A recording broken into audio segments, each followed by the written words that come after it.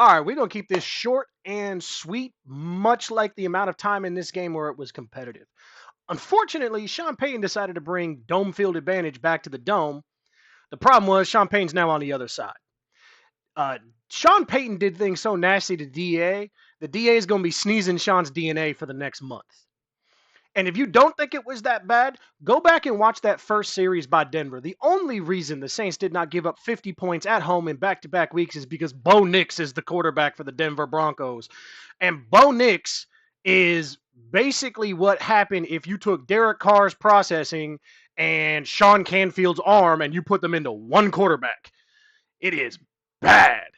Um, but we're not going to talk about the Broncos right now, other than the fact that it is infuriating that Sean Payton left the Saints, went to Denver, and got a better defense than DA has ever produced over there in Denver. Because keep in mind, everything you saw about the Saints' offensive ineptitude today has something to do with the fact you have two starting offensive linemen, and in several spots you're on your third or fourth guy, and none of their starting wide receivers. But some of it also just had to do with Denver's a really, really, really good defense. Like, legitimately really good. And Sean Payton versus DA, like, we're not even going to have that conversation. If you think that is a contest, I don't respect your position and understanding around football enough to have a conversation. And I'm going to leave it there. But here's my takeaways from the game. Number one, this team has quit on Dennis Allen. Sugar Possum, which is now Tyron's name, because he ain't no honey badger. He is capping for DA because that man gave him an extension where no one else in the league might even have him as their starting safety.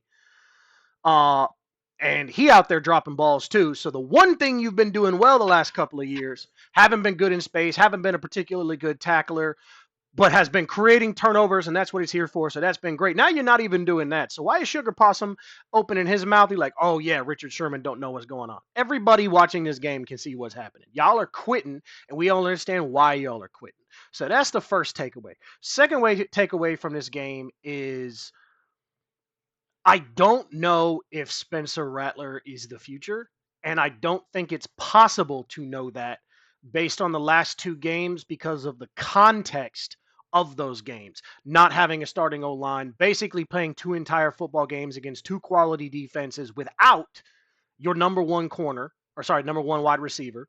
And in this game, without the number one or the number two, and they don't have a number three. What I will say about Rattler is when he was put in positions to make plays, for the most part, he has made plays.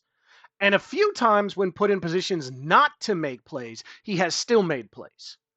However, I will also say there are some things that I question. There are some mistakes. But again, if you are actually analyzing and you want to analyze, you must analyze within context. If you are purely results oriented, again, same thing about the coaches. I don't trust your opinion or your understanding enough to continue the conversation. There is no certainty around him, positive or negative, but there's a lot of other certainty around the team. I've seen a lot of things I like. I've seen some things I question. I'm interested to see the development. And there's a little small petty part of me that kind of hopes that Derek Carr plays against the Chargers because that's another really good defense and gets the dog shit beat out of him, which will happen because Captain Patty Cake going to be up back there clapping for the ball.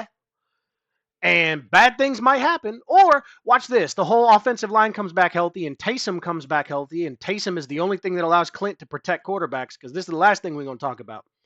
Talking about things I'm starting to get sure of.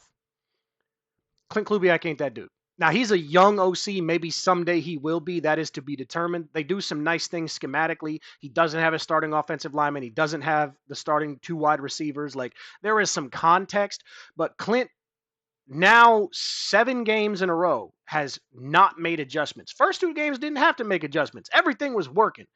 But weeks 3 through 7, adjustments were required. Adjustments have not been made, and some of the same errors and same things that are not working continue to be called. So those are my immediate takeaways from the game. We don't know on Spencer. Clint Kubiak probably ain't that dude, and Dennis Allen is ass, and they are quitting on this dude. Get him out of my face.